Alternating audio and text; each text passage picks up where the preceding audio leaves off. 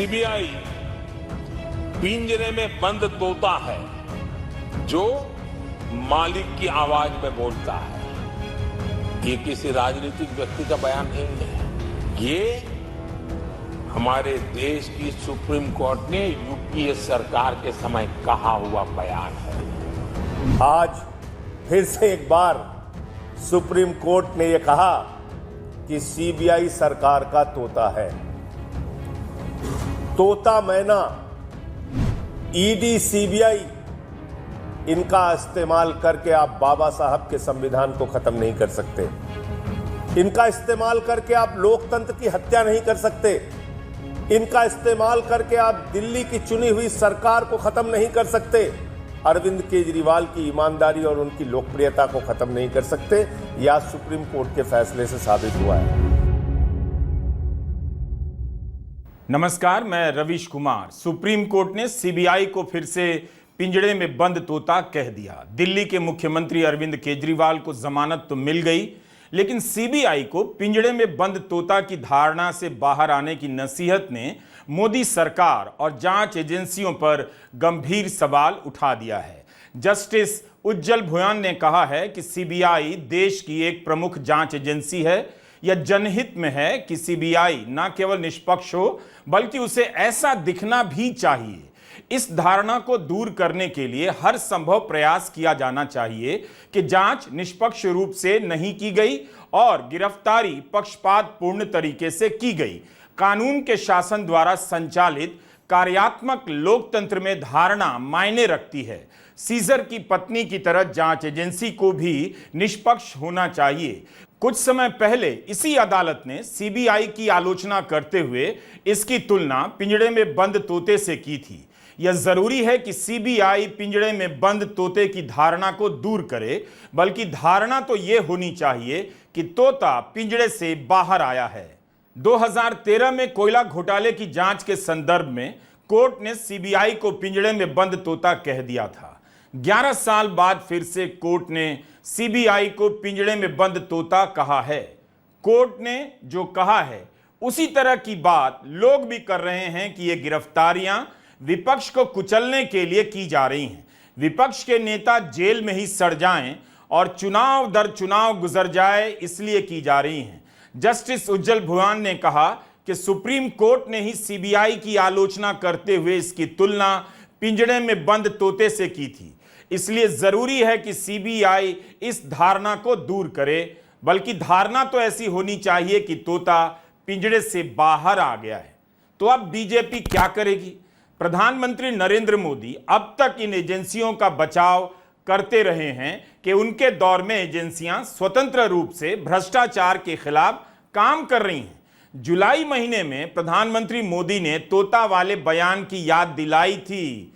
Supreme court ने सितंबर के महीने में उसी बयान की फिर से याद दिलाई है, लेकिन इस बार नरेंद्र मोदी की सरकार को कि सीबीआई पिंजरे में बंद तोता है जो मालिक की आवाज में बोलता है। ये किसी राजनीतिक व्यक्ति का बयान नहीं है, ये हमारे देश की सुप्रीम कोर्ट ने यूपीए सरकार के समय कहा हुआ बयान है। एजेंसियों का दुरुपयोग कौन करता था, इसके जीते जागते सबूत आज मौजूद हैं। एक नहीं, तमाम खोजी रिपोर्ट हैं कि मोदी सरकार की एजेंसियां विपक्ष को टारगेट कर रही हैं, लेकिन प्रधानमंत्री मोदी मानने को तैयार नहीं। हर बार कहते हैं कि भ्रष्टाचार के खिलाफ एजेंसियों को खुली छूट दी गई है। अरविंद केजरीवाल के केस में इस खुली छूट का नमूना दिखता है कि ईडी के केस में जमानत मिलती है तो सीबीआई जाकर गिरफ्तार कर लेती है। यही वो खुली छूट है जिससे आज विपक्ष पर हमला किया जा रहा है। और कोयंबटूर का एक बड़ा बिजनेसमैन अपने बिजनेस सेक्टर की समस्या कहने के लिए वित्त मंत्री के सामने खड़े होकर माफी मांगता है। मनमोहन सिंह की सरकार होती तो सही बात कहने के बाद यही बिजनेसमैन वित्त मंत्री से इस्तीफा मांग रहे होते, लेकिन यहां माफी मांग रहे हैं। इस माफी के पीछे का कारण डर है, और डर का चेहरा है ईडी और सीबीआई जैसी एजेंसियां। यह मत सोचिएगा कि मोदी सरकार के दौर में पहली बार न्यायपालिका ने इन एजेंसियों की आलोचना की है। अप्रैल 2022 में तत्कालीन चीफ जस्टिस एनवी रमन्ना ने भी सीबीआई की गिरती साख पर चिंता जाहिर की थी। उस समय के कानून मंत्री किरण रिजिजू ने कहा था कि सीबीआई अब पिंजड़े में बंद तोता नहीं है। इन्हें क्यों अचानक कानून मंत्रालय से हटाया गया, आज तक यही रहस्य बना हुआ है। अप्रैल 2022 में एक कार्यक्रम में जस्टिस रमन्ना ने कहा था, इन एजेंसियों को संविधान के तहत लोकतांत्रिक ढांचे में काम करना होगा। इससे हटने का मतलब है संस्थाओं को चोट पहुंचाना और उन्हें कमजोर करना। इन संस्थाओं को अपनी विश्वसनीयता बहाल करनी होगी। बीजेपी या मोदी सरकार कभी स्वीकार नहीं करेगी, तब भी नहीं किया था, अब भी नहीं करेगी। जस्टिस रमन्ना के बयान के कुछ ही दिनों बाद तत्कालीन कानून मंत्री किरण रिजिजू ने फेसबुक पर सीबीआई को संबोधित करते हुए एक पोस्ट ही लिख डाला, काव्यात्मक पोस्ट। लिखा कि आपका स्टैंडर्ड बढ़ता जा रहा है, इस संस्था की कुछ तो खासियत है। हमने अतीत में न्यायपालिका से आपके बारे में कुछ अमर्यादित टिप्पणियां सुनी हैं, लेकिन आपका पेशेवर काम और ईमानदारी ठोस है और सीबीआई अब पिंजड़े में बंद तोता नहीं है। सुप्रीम कोर्ट ने आज कह दिया कि सीबीआई को पिंजड़े में बंद तोता की छवि से बाहर आना होगा। जस्टिस भुयान के फैसले के बाद सीबीआई को किरण रिजिजू के इस पुराने पोस्ट से भी राहत नहीं मिलने वाली है। उन्होंने अपने फैसले में सीबीआई की करतूतों को ठीक से उजागर किया है। जाहिर है बीजेपी इसे स्वीकार नहीं करेगी, इसलिए पार्टी के प्रवक्ता गौरव भाटिया ने कहा है कि सीबीआई तोता नहीं है, बल्कि भ्रष्टाचारियों के सर पर बैठने वाला बाज है। आज फिर से एक बार सुप्रीम कोर्ट ने यह कहा कि सीबीआई सरकार का तोता है। तोता मैना, ईडी, सीबीआई, इनका इस्तेमाल करके आप बाबा साहब के संविधान को खत्म नहीं कर सकते। इनका इस्तेमाल करके आप लोकतंत्र की हत्या नहीं कर सकते। इनका इस्तेमाल करके आप दिल्ली की चुनी हुई सरकार को खत्म नहीं कर सकते। अरविंद केजरीवाल की ईमानदारी और उनकी लोकप्रियता को खत्म नहीं कर सकते। यह सुप्रीम कोर्ट के फैसले से साबित हुआ है। बीजेपी का यह आत्मविश्वास अच्छा है, लेकिन देश की इन जांच एजेंसियों की क्या हालत है। आप दिल्ली शराब कांड के मामलों में ही सुप्रीम कोर्ट के एक नहीं कई फैसलों में देख सकते हैं। पता चल रहा है कि बाज अपने आप को नियमों से ऊपर समझता है और खेल के नियम भी खुद ही तय करता है। सुप्रीम कोर्ट के जस्टिस उज्जवल भुयान और जस्टिस सूर्यकांत की बेंच ने एक मत से जमानत तो दे दी, मगर गिरफ्तारी की वैधता पर जस्टिस भुयान और जस्टिस सूर्यकांत के फैसलों में मतभेद दिखाई दिया। जस्टिस सूर्यकांत ने गिरफ्तारी को वैध माना, लेकिन जस्टिस भुयान ने कथित दिल्ली शराब घोटाले मामले में 22 महीने के बाद केजरीवाल की अचानक गिरफ्तारी को अवैध करार दिया।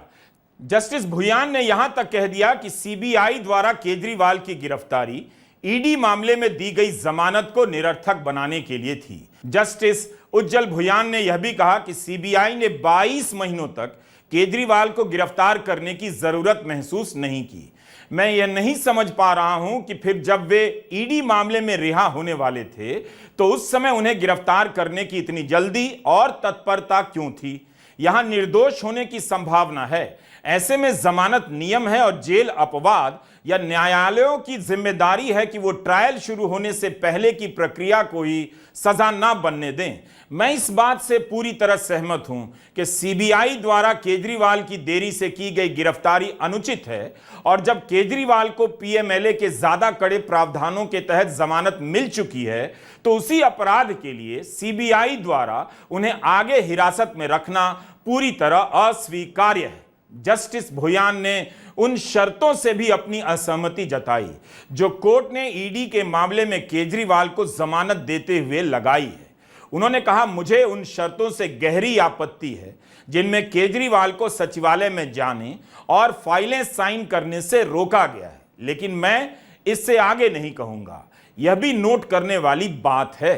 सीबीआई को लेकर जस्टिस भुयान की टिप्पणी केजरीवाल की गिरफ्तारी के पीछे की राजनीति से भी पर्दा हटा रही है। एक दूसरी जांच एजेंसी सुप्रीम कोर्ट के जमानत के फैसले को निरर्थक बनाने के लिए किसी को गिरफ्तार करती है ताकि कोर्ट के फैसले के बाद केजरीवाल बाहर ही ना आ सकें। केजरीवाल को आखिर किस लिए मार्च से लेकर अब तक जेल में रखा गया? किसके इशारे पर ये एजेंसियां गिरफ्तारी का खेल खेल रही हैं? अब तो यह पूछा ही जाएगा। सीबीआई की गिरफ्तारी की वजह से केजरीवाल को करीब 3 महीने तक जेल में रहना पड़ा। 20 जून को अरविंद केजरीवाल को ईडी के मामले में ट्रायल कोर्ट से जमानत मिल गई थी, लेकिन ईडी दिल्ली हाई कोर्ट पहुंच गई और जमानत पर रोक लग गई। जब इस मामले में सुप्रीम कोर्ट से जमानत मिली तो 26 जून को सीबीआई ने अरविंद केजरीवाल को गिरफ्तार कर लिया। दूसरी बात, ऑनरेबल सुप्रीम कोर्ट के संदेश से यह साफ है कि भारतीय जनता पार्टी सीबीआई को और ईडी को अपने तोता मैना की तरह इस्तेमाल करते हुए अरविंद केजरीवाल जी को अंदर रखने के लिए साजिशें रच रही थी। खुद ऑनरेबल सुप्रीम कोर्ट में यह कहा गया आज कि जिस तरह से सीबीआई ने सीएम साहब को अरेस्ट किया, उससे यह साफ हो जाता है कि सीबीआई जानबूझकर केजरीवाल जी को अंदर रखने की मंशा के तहत उनको गिरफ्तार कर रही थी। यह बात आज के ऑनरेबल सुप्रीम कोर्ट के फैसले में साफ हो रही है। केजरीवाल जी को जेल में रखने की मंशा के तहत सीबीआई केजरीवाल जी को अरेस्ट करती है। और यह मंशा किसकी है? केजरीवाल जी ने कुछ गलत तो किया नहीं। मंशा है भारतीय जनता पार्टी की। भारतीय जनता पार्टी की यह मंशा थी कि अरविंद केजरीवाल जी अंदर रहें जेल के।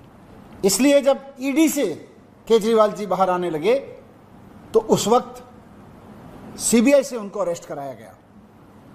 बहुत सोची समझी साजिश के तहत सीबीआई ने किसी करप्शन में अरेस्ट नहीं किया, बीजेपी की मंशा से अरेस्ट किया है केजरीवाल जी को। यह बात हम कह रहे थे, आज ऑनरेबल सुप्रीम कोर्ट ने इसको सही ठहराया। मनीष सिसोदिया ने कहा कि बीजेपी को इसके लिए माफी मांगनी चाहिए कि चुने हुए मुख्यमंत्री को जेल में डाला गया। जेल में रखने के लिए दो एजेंसियों का गलत इस्तेमाल हुआ।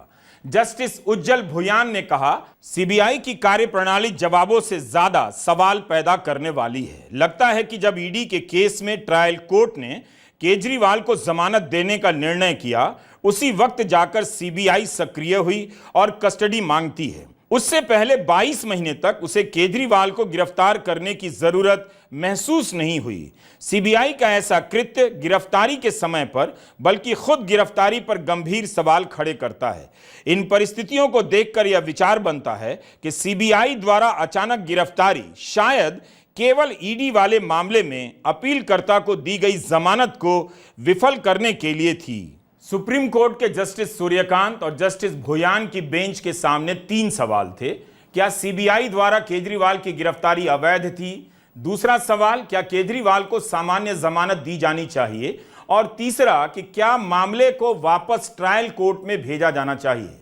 जस्टिस सूर्यकांत ने अपने निर्णय में गिरफ्तारी को अवैध नहीं माना, लेकिन अपीलकर्ता यानी अरविंद केजरीवाल की सामान्य जमानत की अर्जी को स्वीकार कर लिया। उन्होंने यह भी कहा कि इस समय वे केजरीवाल को वापस ट्रायल कोर्ट भेजना जरूरी नहीं समझते और मानते हैं कि उन्हें सामान्य जमानत दी जा सकती है। 5 अगस्त को दिल्ली हाई कोर्ट ने कहा था केजरीवाल को जमानत के लिए ट्रायल कोर्ट जाना होगा।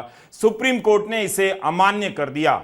सीबीआई की गिरफ्तारी को लेकर जस्टिस सूर्यकांत और जस्टिस उज्जवल भुयान की राय भले अलग अलग थी, लेकिन जमानत को लेकर दोनों एकमत नजर आए। फिर से यह बात दोहराई गई कि बेल नियम है और जेल अपवाद। जब भी यह बात दोहराई जाती है, कुछ चेहरे याद आ जाते हैं कि उमर खालिद से लेकर गुलफिशा के लिए कब यह नियम लागू होगा कि बेल नियम है, जमानत अपवाद है। जस्टिस भुयान ने कहा, एक भी दिन जेल में रखना अत्यधिक है। 14 सितंबर 2024 को उमर खालिद की गिरफ्तारी को ठीक 4 साल पूरे हो जाएंगे। 1460 दिन से उमर खालिद जेल में हैं। उमर खालिद के अलावा शर्जिल इमाम, गुलफिशा फातिमा, मीरान हैदर, शिफाउर रहमान भी उन्हीं की तरह जेल में हैं। यही बात उमर खालिद और इन तमाम लोगों पर क्यों नहीं लागू होती कि जमानत से इनकार करना अन्याय है, जमानत ही नियम है और जेल अपवाद। अपराध कितना भी गंभीर हो, किसी को बिना ट्रायल के अनंत काल के लिए जेल में नहीं रख सकते। जिस तरह से दिल्ली शराब कांड में ईडी की जांच और सीबीआई की गिरफ्तारी को सुप्रीम कोर्ट ने देखा है और कहा है, उससे यही पता चलता है कि विपक्ष के खेमे में भ्रष्टाचार के नाम पर इन एजेंसियों के इस्तेमाल से हमला किया गया ताकि विपक्ष हमेशा हमेशा डरा रहे और कमजोर लगे। पहले केस किया जाता है, फिर गोदी मीडिया लगाकर माहौल बना दिया जाता है, डरा डरा कर हतोत्साहित कर दिया जाता है। वरना आज देश का हर मीडिया चीख रहा होता कि कब तक एजेंसियां किसी को भी किसी भी तरह से फंसाकर जेल में डालती रहेंगी। अरविंद केजरीवाल एक मुख्यमंत्री हैं, पूरी पार्टी है उनके पीछे, तब भी मार्च से लेकर सितंबर आ गया। कभी ट्रायल कोर्ट, कभी हाई कोर्ट, कभी सुप्रीम कोर्ट, फिर से हाई कोर्ट, फिर से ट्रायल कोर्ट। जमानत की कितनी बार सुनवाई हुई, उन्हें भी आसानी से जमानत नहीं मिली। लेकिन क्या कोई आम आदमी, व्यापारी, सामाजिक कार्यकर्ता, पत्रकार इतना खर्च कर सकता है, इतना समय लगा सकता है? वह बर्बाद हो जाएगा, बल्कि बर्बाद हो गया। नरेंद्र मोदी के दौर में एजेंसियों के इस खतरनाक इस्तेमाल पर कब बात होगी? कब तक इनके डर से लोग चुप रहेंगे और सवाल नहीं करेंगे? माननीय सर्वोच्च न्यायालय का फैसला, जिसमें साफ तौर पे कहा गया कि जब ईडी से उनको जमानत मिल गई तो 22 महीने बाद वो सीबीआई सो के जागती है, जिसने 22 महीने पहले केजरीवाल जी से पूछताछ की थी, 22 महीने बाद सो के जागती है कि केजरीवाल को अरेस्ट करना है। इसका मतलब सीबीआई की अरेस्ट, ईडी की अरेस्ट, ये अपने खुद की जांच एजेंसी की अरेस्ट नहीं थी, नरेंद्र मोदी सरकार के द्वारा कराई गई अरेस्ट थी। तो तानाशाही का अंत होता है, झुकते हैं तानाशाह, झुकाने वाला चाहिए, और वो झुकाने वाला व्यक्ति है अरविंद केजरीवाल। सीबीआई ने गिरफ्तार नहीं किया होता और ट्रायल कोर्ट की जमानत का विरोध नहीं हुआ होता तो केजरीवाल 20 जून को ही बाहर आ जाते। साफ पता चलता है कि इस कोर्ट से उस कोर्ट में जमानत का विरोध करो, मामले को लटकाओ, गिरफ्तार करो, जमानत मिल जाए तो दूसरी एजेंसियों से गिरफ्तार करवा दो। आज यह खेल उजागर हो गया, बल्कि कई बार इस खेल की पोल खुल चुकी है, तब भी कोई फर्क नहीं पड़ रहा है। इस प्रक्रिया में ईडी और हाईकोर्ट को लेकर सुप्रीम कोर्ट ने जो कहा वह भी कम चिंताजनक नहीं है। ज्यादातर जमानतें सुप्रीम कोर्ट से मिली हैं। सुप्रीम कोर्ट ने कहा बेल नियम है, जेल अपवाद है। सुप्रीम कोर्ट को नजर आया कि स्वतंत्रता का अधिकार कैदियों को भी हासिल है। ट्रायल शुरू होने या पूरी होने तक आप उन्हें जेल में रखकर सजा नहीं दे सकते। क्या ये बातें, क्या ये बुनियादी बातें हाईकोर्ट के स्तर पर देखी नहीं जा सकती थीं? यह भी एक बहुत बड़ा सवाल है कि हाईकोर्ट के फैसलों को बार बार सुप्रीम कोर्ट ने रिजेक्ट किया है। अब 20 जून को हाईकोर्ट ने ट्रायल की जमानत पर जब रोक लगाई, तब सुप्रीम कोर्ट ने ही इसे असामान्य माना था। कहा कि ट्रायल कोर्ट का ऑर्डर आया भी नहीं और ईडी जमानत पर रोक के लिए हाईकोर्ट चली गई और जमानत पर रोक भी मिल गई। अरे ट्रायल कोर्ट का ऑर्डर अपलोड नहीं हुआ, ट्रायल कोर्ट के आदेश की कॉपी नहीं मिली, उससे पहले हाईकोर्ट पहुंच गए। कभी आज तक भारत के न्यायपालिका के इतिहास में आपने ऐसा सुना हो तो बताइए। मैं चुनौती देके कहना चाहता हूं,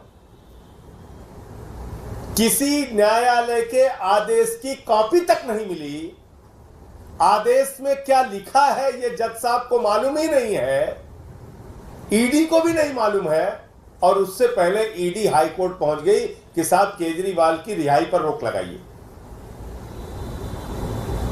ये क्या हो रहा है इस देश में?